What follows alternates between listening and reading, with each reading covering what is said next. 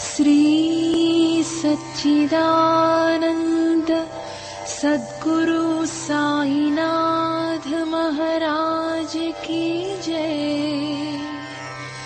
सद्गुरु श्री साईनाथुनि शरद बाबूजी की जय।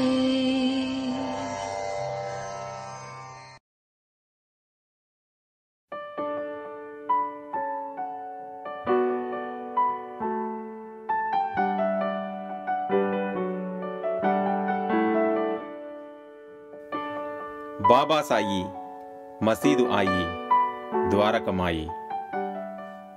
బాబా షిరిడీలో సదేహులై సంచరించిన సుమారు 60 సంవత్సరాల కాలంలోనూ ఆయన నివాసము ఒక పాత మసీదు.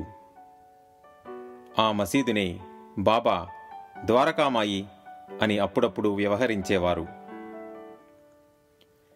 తాము అల్లా బానిసనని, అల్లాయే యజమాని అని సదా వినమ్ర భావంతో తమను గూర్చి చెప్పుకునే బాబా భక్త రక్షణకు తమలోని భగవత్ స్వరూపాన్ని ప్రకటించాల్సి వచ్చినప్పుడు తమ సహజ నిగూఢ పరిభాషలో ఎక్కువగా మసీదు ఆయి, మసీదు మాయి అని చెప్పేవారు.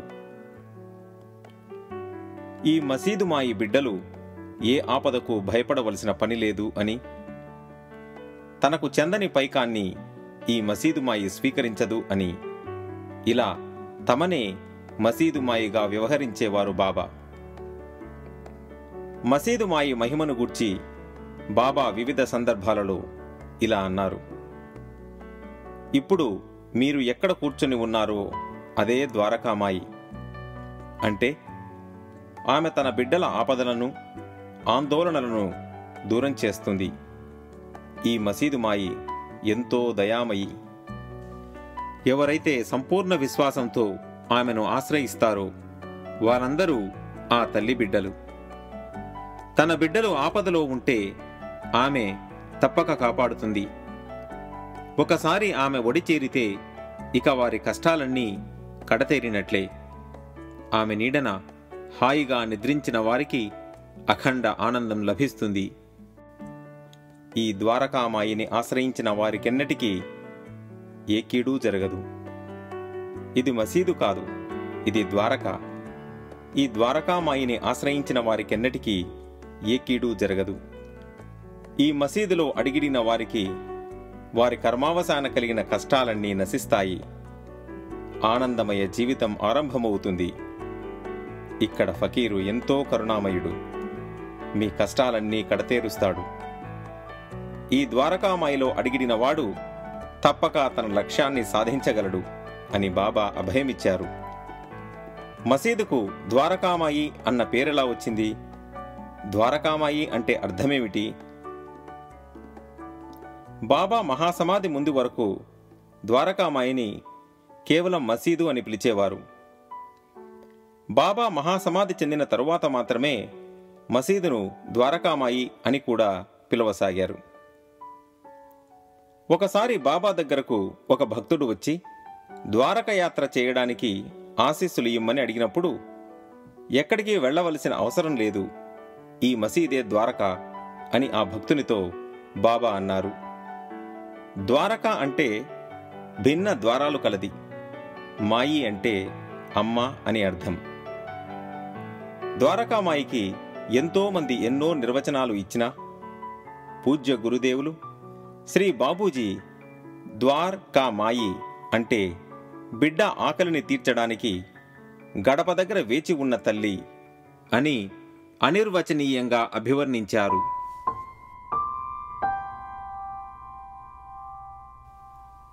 మసీదు రూపురేఖలు. మొదటిసారి మసీదులో అడుగుపెట్టిన వారికి నివాసానికి ఏమాత్రం యోగ్యంగా లేని ఈ ప్రదేశంలోన బాబా నివసించినది. ఎన్నో అద్భుతాలు, మహిమలకు కేంద్రబిందువు ఇంత చిన్న ప్రదేశమా? సాదా సీదాగా కనిపించే ఈ నిర్మాణం అత్యున్నత ఆధ్యాత్మిక సౌధానికి కేంద్రమా అని ఆశ్చర్యం కలుగుతుంది. పైకప్పు ఇనుప కమ్మీలతో, గోడలు గరుకురాళ్లతో ఉండి, మసీదు బయటకు చూడటానికి ఏ హంగులు లేకుండా అతి సామాన్యంగా కనిపిస్తుంది. బాబా తన నిరాడంబర జీవితం గడపడానికి ఈ ప్రదేశాన్ని ఎంపిక చేసుకోవడం వల్ల సాధారణంగా ఉన్న ఈ మసీదు అసాధారణ అద్భుతాలకు వేదికయ్యింది. బాబా మసీదుకు వచ్చిన తొలినాళ్లలో అది పాడుబడిపోయి ఒక మట్టి కట్టడంలా ఉండేది. ఇప్పుడు చూస్తున్న మసీదు కంటే చాలా చిన్నదిగా, చిన్న చిన్న గుంటలతో నిండి మసీదు పైకప్పు కూలిపోయేలా ఉండేది. సచ్చరిత్రలో మనం చూసినట్లయితే ఒకసారి బాబా మసీదులో భక్తులతో కలిసి భోజనాలు చేసేటప్పుడు పైకప్పు కూలిపోతుండగా సబర్ సబర్ అంటే ఆగు ఆగు అని ఆదేశిస్తున్నట్లు తీవ్ర స్వరంతో అనగానే కూలే కప్పు కూడా ఆగిపోయింది. ఆ తర్వాత ఆ భక్తులు భోజనం చేశాక మసీదు నుండి బయటకు రాగానే ఎక్కడైతే భక్తులు భోజనం చేశారో అక్కడే పైకప్పు కూలిపోయింది. ఆధ్యాత్మిక సౌధానికి మరమ్మత్తులా ఎవరైనా భక్తులు మసీదును మరమ్మత్తు చేయడానికి పూనుకుంటే బాబా ఒప్పుకునేవారు కాదు. బాబా నుండి తీవ్ర వ్యతిరేకత వ్యక్తమయ్యేది. వారిని కోప్పడేవారు. బాబా మసీదులో లేని సమయంలో కొందరు భక్తులు చిన్న చిన్న మరమ్మతులు చేసేవారు. ఒకసారి 1890వ సంవత్సరంలో ఒక భక్తుడు నిర్మాణానికి సంబంధించిన వస్తువులను మసీదుకు పంపగా బాబా ఆ వస్తువులను షిరిడీలో ఉన్న ఇతర మందిర నిర్మాణాలకు వాడారు. తరువాత నానాసాహెబ్ చాందోర్కర్, నానాసాహెబ్ నిమోన్కర్ తదితరులు మసీదు మరమ్మతుల విషయమై బాబా వద్ద ఎంతో మొండి పట్టుదలతో పట్టుపట్టగా బాబా కూడా అంతే పట్టుదలతో వారిని వారించారు. చివరకు మహల్సాపతి జోక్యం వల్ల బాబా మసీదు మరమ్మతులకు అనుమతించారు. కానీ సాధ్యమైనంత వరకు బాబా మసీదులో లేనప్పుడు, చావడిలో నిద్రించినప్పుడు పని ముగించేవారు. 1912 కల్లా మసీదు మరమ్మతులు పూర్తయ్యాయి.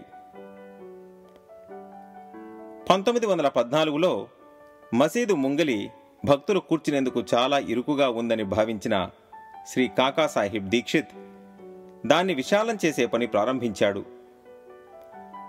బాబా చావడిలో నిద్రించిన ఒక రాత్రి భక్తులంతా మసీదు ముంగిట గోయి తీసి దూలాలు పాతారు. మరుసటి ఉదయం బాబా చావడి నుండి మసీదుకు రాగానే జరిగిన పని చూసి ఉగ్రులయ్యారు. ఆ కోపావేశంలో తమ చెంతనే ఉన్న తాత్యా గొంతును ఒక చేత్తో పట్టుకొని 2-3 కలిసి కానీ మొయ్యలేని ఆ దూలాలను మరో చేత్తో అవలీలగా పీకి పారేశారు. తరువాత తాత్యా తలపాగా పీకి దానికి నిప్పంటించి ఆ దూలాలు పాతిన గుంటల్లో ఒకదానిలో వేశారు. తర్వాత తమ జేబులో నుండి ₹1 నాణెం తీసి దాన్ని కూడా ఆ గుంటలో వేశారు. ఆ సమయంలో బాబా కళ్ళు అగ్ని కణాల్లాగా ఉన్నాయి. ఆ మహోగ్రమూర్తిని సమీపించడానికి కూడా భయపడి భక్తులంతా నెవరపోయి భయంతో దూరంగా నిలబడి చూస్తున్నారు. బాబా అంతసేపు తాత్యా గొంతు విడవలేదు. మామూలుగా అయితే బాబాను తన భుజాలపై అవలీలగా కూర్చొనబెట్టుకుని పరుగు తీసే బలంగల తాత్యా ఆ సమయంలో ఎంత గింజుకున్నా బాబా పట్టు నుండి తన మెడను విడిపించుకోలేకపోయాడు. తాత్యా పరిస్థితి ఏమవుతుందోనని అందరూ భయపడ్డారు. అప్పుడు భాగోజే షిండే కొంచెం ధైర్యం తెచ్చుకొని బాబా పట్టు నుండి తాత్యాను విడిపించబోయాడు. కాని బాబా అతన్ని దూరం తోసి అతడిపై రాళ్లు రువ్వారు. అలా కొద్దిసేపు గడిచాక బాబా తమంతట తాము శాంతించారు. ఒక భక్తుణ్ణి బజారుకు పంపి మంచి జరీ తలపాగా తెప్పించి దాన్ని సగౌరవంగా తామే తాత్యా తలపై చుట్టారు. అగాధమైన బాబా చర్యలోని అంతరార్థాన్ని అవగతం చేసుకోవాలనే కొలది ఎన్నో జ్ఞానరత్నాలు లభిస్తాయి.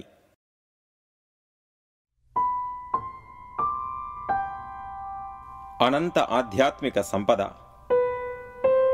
నిజమైన ఫకీరు ధర్మానికి బాబా జీవితమే ఒక ఉదాహరణ. చిన్న చిన్న గుడ్డపిలికలు, కొన్ని చిలింగొట్టాలు, ఒక కర్ర, ఒక భిక్షపాత్ర, ఒక కఫ్ని, ఈ వస్తువులు తప్ప బాబాకంటూ ఏ ఆస్తిపాస్తులు లేవు. రండి, బస్తాల కొద్దీ ఊది మోసుకుపోండి, ఈ మసీదు తల్లి భాండాగారాన్ని బండ్ల కొద్దీ తీసుకుపోండి అని బాబా ఆహ్వానించారు. అనంత జ్ఞాన సంపదతో నిండిన ద్వారకామాయి సాయి భక్తులకు ఓ సుజ్ఞాన నిధి. ఈ మసీదే ఎన్నో మహాద్భుతమైన లీలలకు వేదికయ్యింది.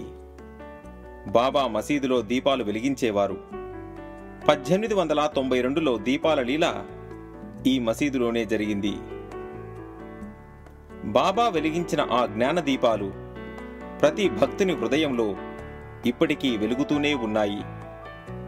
జ్ఞాన దివ్యలతో నిండిన ఈ మసీదు సాయి దివ్య తేజో విరాజితమై శోభిల్లుతుంది. బాబా తొలి రోజుల్లో రోగులకు మందులిచ్చేవారు. ఆయనను హకీం అంటే డాక్టర్ అని కూడా అనేవారు. మసీదు లోగిలిలో అడుగుపెట్టిన వారెందరికో మానసిక శారీరక రుగ్మతలు సమసిపోయాయి. ఆ విధంగా ఈ మసీదు ఓ మహోన్నత వైద్యశాల.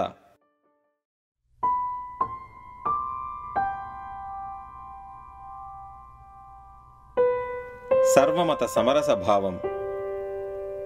కుల మత పట్టింపులు చాలా ఎక్కువగా ఉన్న ఆ రోజుల్లో అన్ని మతాలకు, కులాలకు సమానమైన ఆదరణ, అవకాశం బాబా ఉన్న ఈ మసీదులో ప్రాప్తించేది. అన్ని కులాలు, మతాల వారి కోసమే కాదు, నాడు అస్పృశ్యులుగా భావించే వారికి కూడా ఎటువంటి నిబంధనలు లేకుండా మసీదు ప్రవేశం లభించేది. ద్వారకామాయిలో అడుగు పెడుతూనే అక్కడి వాతావరణం భక్తులకు తెలియకుండానే భక్తితో కట్టివేస్తుంది. కొందరు ఇక్కడ ధ్యానం చేసుకుంటారు, మరికొందరు పారాయణ చేస్తుంటారు, ఇంకొందరు భక్తులు బాబా రూపాన్ని చూస్తుంటారు, ఆర్తితో ప్రార్థిస్తుంటారు, ఆనందంతో తన్మయులవుతుంటారు. వివిధ ప్రాంతాల నుండి, అనేక నేపథ్యాల నుండి ఇక్కడికి వచ్చే భక్తులు బాబా పట్ల తమకున్న ప్రేమను వ్యక్తం చేసుకునే విధానం ఎంతో వైవిధ్యంగా, మరెంతో ఉన్నతంగా అనిపిస్తుంది. నేటికి రాత్రి సమయంలో కూడా ద్వారకామాయిలో ప్రవేశించవచ్చు. శ్రీరామనవమి, గురు పౌర్ణమి, విజయదశమి పర్వదినాలలో రాత్రిపూట కూడా మసీదు లోపల దర్శనార్థం తెరవబడుతుంది.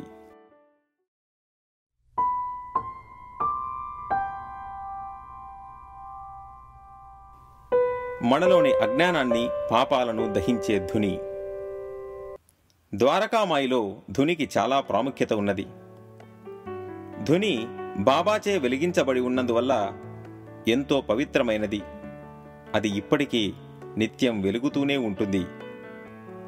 చాలా సాంప్రదాయాలలో ధుని వెలిగించడం అనేది సర్వసాధారణంగా కనిపిస్తుంది. ఉదాహరణకు జోరాస్ట్రియన్, హిందూ, ప్రముఖంగా నాథ సాంప్రదాయం, సూఫీ సాంప్రదాయాల్లో కనపడుతుంది.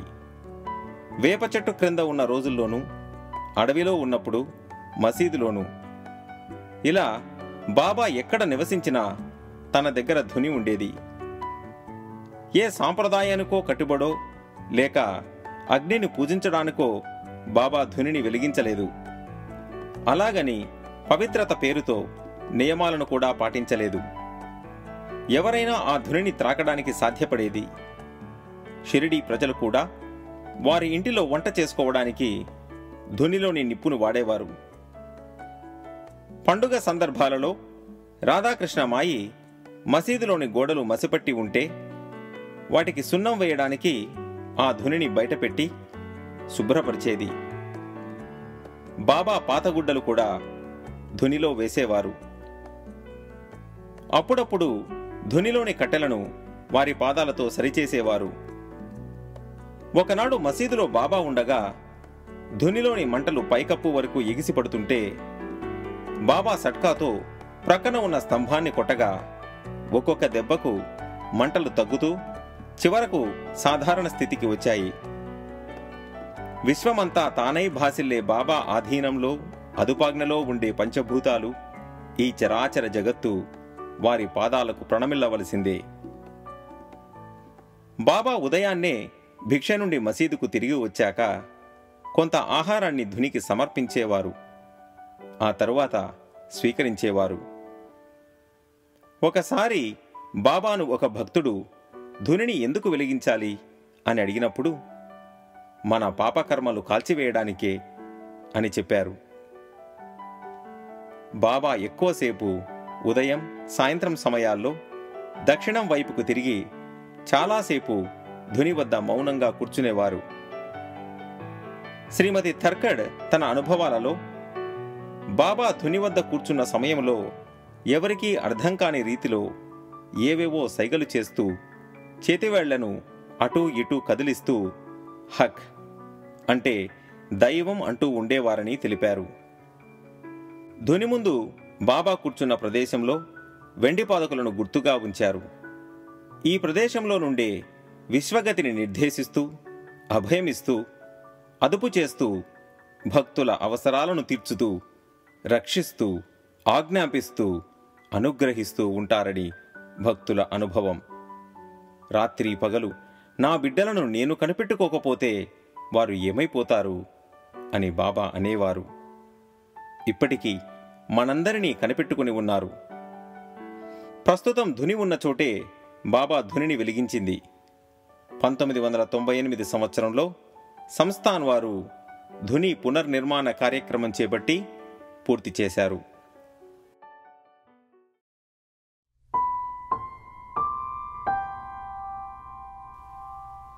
ఊది బాబా పాదధూళి. షిరిడీకి బాబా వచ్చిన తొలి రోజుల్లోనే భక్తులకు ఊది ఇచ్చేవారు.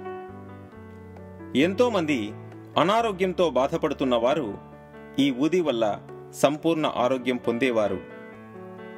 బాబా మహాసమాధి చెందిన తరువాత కూడా బాబా ఊదితో ఎంతోమంది స్వాంతన పొందుతున్నారు. బాబా తన భక్తులకు షిరిడీ వచ్చినప్పుడు లేదా తిరిగి వెళ్లేటప్పుడు ఊదిని ఇచ్చేవారు. కొన్ని సమయాల్లో స్వయంగా వారి నుదిటిపై రాసేవారు. ఊదిని చిన్న చిన్న ప్యాకెట్స్లో ఇప్పటికీ సంస్థాన్ వారు పంచుతున్నారు. ఊది పవిత్రతను వివరిస్తూ శ్రీ బాబూజీ, ఊది బాబా పాదధూళి, అది నా సద్గురు స్పర్శ, బాబా కృపకు గుర్తు, వారి అవ్యాజ కరుణకు వాహకం అన్నారు.